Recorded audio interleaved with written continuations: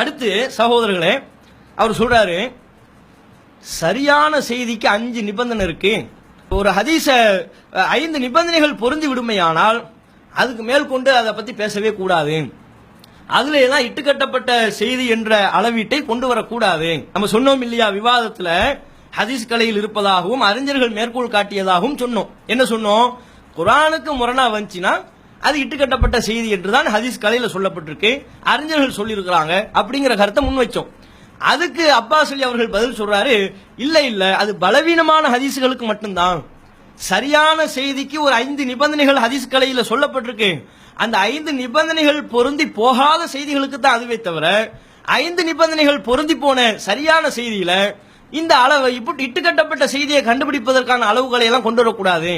குர்ஆனுக்கு முரணா இருந்தால் அது பலவீனம், அது இட்டுக்கட்டப்பட்டதுன்னு சொல்வதா இருந்தால் அது பலவீனமான ஹதீசுகளை தான் பொருத்தி பார்க்கணும். 5 நிபந்தனைகள் சரியா உள்ள ஹதீஸ்ல பொருத்தி பார்க்க கூடாதுங்கிறாரு. இட்டுக்கட்டப்பட்ட ஹதீஸினுடைய அடையாளம் அது குர்ஆனுக்கு மாற்றமா இருக்கும்னு இப்னு ஹஜர் சொன்னாங்களே, அதனுடைய விளக்கம் என்ன நீங்க தெரிஞ்சுக்கிடுவோம்.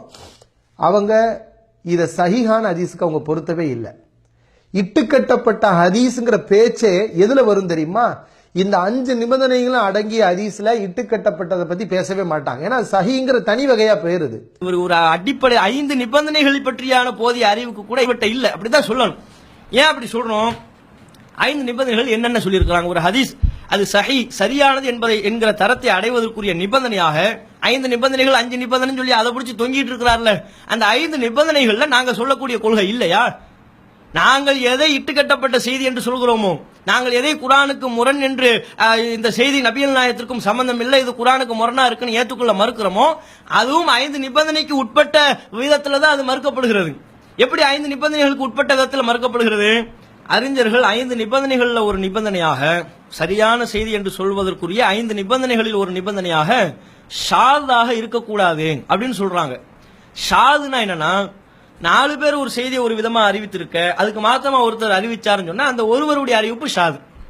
இதுதான் ஹதீஸ் கலையில ஷாதாக இருக்கக்கூடாதுன்னு சொல்லுவாங்க. 4 பேர் ஒரு விதமா சொல்றாங்க, அதுக்கு மாத்தமா ஒருத்தர் அந்த 4 பேர் என்ன கருத்தை எப்படி சொன்னாங்களோ அதுக்கு மாத்தமான வாசகத்துல ஒருத்தர் சொல்லியிருந்தாருன்னா அது ஷாது. அதனால இவருடைய அறிவிப்பை பலவீனமானதுன்னு ஏற்றுக்கொள்ள மாட்டாங்க, 4 பேருடைய அறிவிப்பை சரி என்று ஏற்றுக்கொள்வார்கள். இப்ப அறிஞர்கள் சஹீஹுடைய நிபந்தனைகள்ல ஒன்றாக 5 நிபந்தனைகள்ல ஒன்றாக ஷாதுன்னு எதை சொல்றாங்களோ, இந்த விளக்கத்திற்குள்ளாக குர்ஆனுக்கு முரண்படுதல் என்பதை அந்த அறிஞர்கள் சொல்லாவிட்டாலும், நேரடி வார்த்தையாக இதை குறிப்பிடாவிட்டாலும், தரீக்கில் அவுலா இதுல பொருந்தி போகுதா இல்லையா? ஏன் 4 பேருக்கு மாத்தமா ஒருத்தர் சொல்லக்கூடிய அறிவிப்பை ஏற்றுக்கொள்ளக்கூடாது அப்படின்னு சொன்னா, அதுவும் ஹதீசுகள்லயே 4 பேர் ஒரு ஹதீஸை ஒரு விதமாக அறிவித்திருக்க, ஒருவர் அதே செய்தியை வேறு விதமாக சொல்லும் போது அதை ஏற்றுக்கொள்ளக்கூடாதுன்னு சொன்னா குர்ஆனுக்கு இந்த அளவுகள் பொருந்தாதா? குர்ஆன் என்பது எண்ண முடியாத அறிவிப்பாளர்களால் தலைமுறையால் நமக்கு கொண்டு வந்து சேர்ப்பிக்கப்பட்டிருக்கு. இப்படி எண்ண முடியாத அறிவிப்பாளர்களால் சொல்லப்பட்ட இந்த குர்ஆன் என்கிற வலிமையான செய்திக்கு மாத்தமா 5 பேர் 10 பேர் 4 பேர் 7 பேர்னு சொல்லக்கூடிய அறிவிப்பை ஏன் ஷாதுன்னு முடிவு பண்ணக்கூடாது? 5 நிபந்தனைகள்ல ஒரு நிபந்தனை அது பொருந்தத்தானே செய்யுது. குர்ஆனுக்கு முரணாக இருப்பதை ஷாத் என்று அறிஞர்கள் நேரடியா சொல்லல, தரீக்கில் அவுலா பொருந்தி போகுதா இல்லையா? குறைவான எண்ணிக்கைக்கு 4 பேருக்கு மாத்தமா 1 அறிவிச்சா அது ஷாது என்ற குறைவான எண்ணிக்கைக்கே இது பொருந்தும் என்றால் இதை விட அதிகமான எண்ணிக்கைக்கு பொருந்தாதா? பொருந்தாதுன்னு சொல்வதல்லவா முட்டாள்தனமாக கருதப்படும்.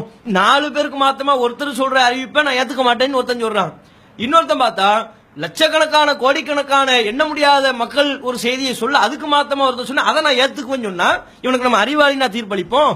இவன் நல்ல சிந்தனையோடு செயல்படுகிறார் என்றா நம்ம முடிவு செய்வோம்? இது இதை பத்தி பேச வேண்டிய அவசியமே இல்லை. ஏன் ஹதீஸ் கலையில் அதை பத்தி எல்லாம் குர்ஆனுக்கு முரணா உள்ள டாபிக் இந்த ஷாதுங்கிறதுல புகுத்தி நேரடியாக சொல்லப்படலன்னு சொன்னா இது அறிவுள்ள யாரும் புரிந்து கொள்ள முடியும். கள்ள சலப்பு கும்பலை போன்று அறிவுள்ள எதுவும் வற்றி போயிருக்குமே, ஆனால் மூளை வெந்து போயிருந்தா அவங்களுக்கு தான் சொல்லி சொல்லி விளக்கணுமே தவிர வேற யாருக்கு இது சொல்லி விளக்க வேண்டிய அவசியம் இல்லை. குர்ஆன்ல அல்லாஹ் சொல்றான், பெற்றோர்களை மரியாதை செய்வதை பத்தி அல்லாஹ் சொல்லும் போது ஃபலா தகுல்லஹுமா உஃபின், அவங்கள சி என்று கூட சொல்லிவிடாதே அப்படிங்கிறான்.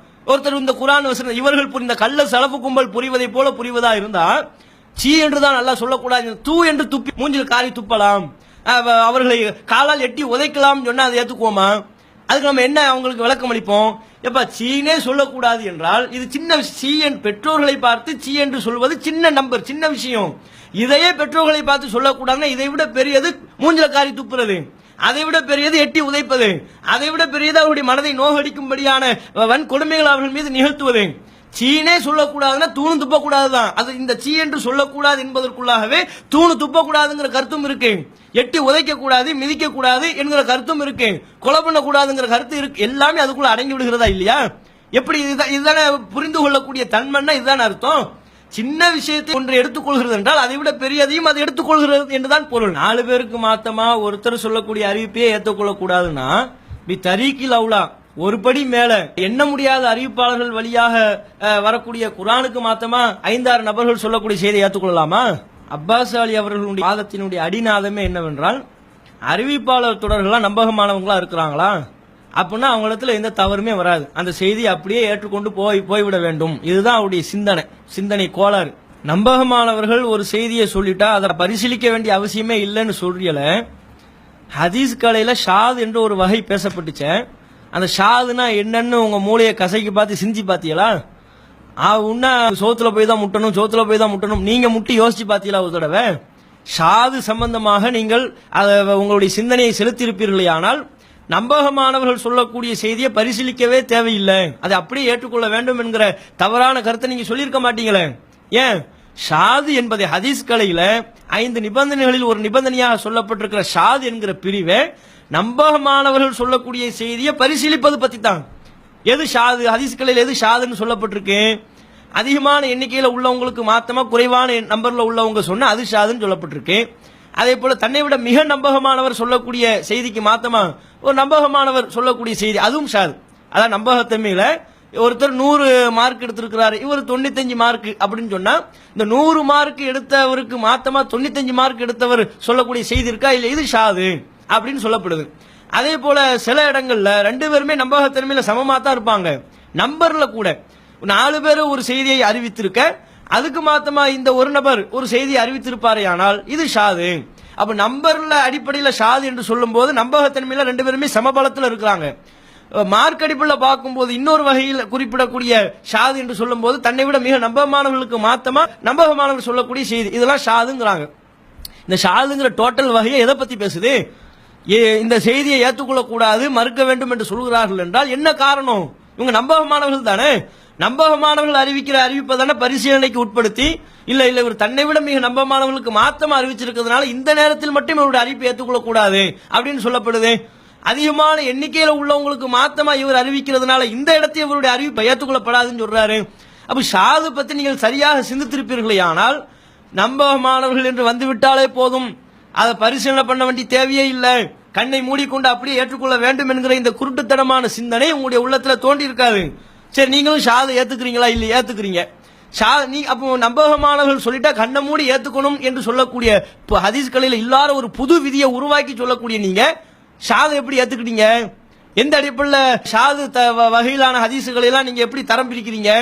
நீங்க தான் நம்பகமானவர்களை இடப்படவே கூடாதுன்னு சொல்லிட்டீல, அவங்களை எல்லாம் தரம் பார்க்கவே கூடாது. நம்பகமானவர்கள் சர்டிபிகேட் கொடுத்துட்டாங்களா, அப்படியே ஆமன்னா செல்லம்னான்னு சொல்லக்கூடிய கொள்கையில் இருக்கிற நீங்க எப்படி நம்பகமானவர்களை வைத்து தரம் பிரிக்கிற அவர்களை பரிசீலனை பண்ணக்கூடிய ஷாதுங்கிற வகையிலான ஹதீஸை நீங்க எப்படி ஏற்றுக்கொண்டீர்கள்?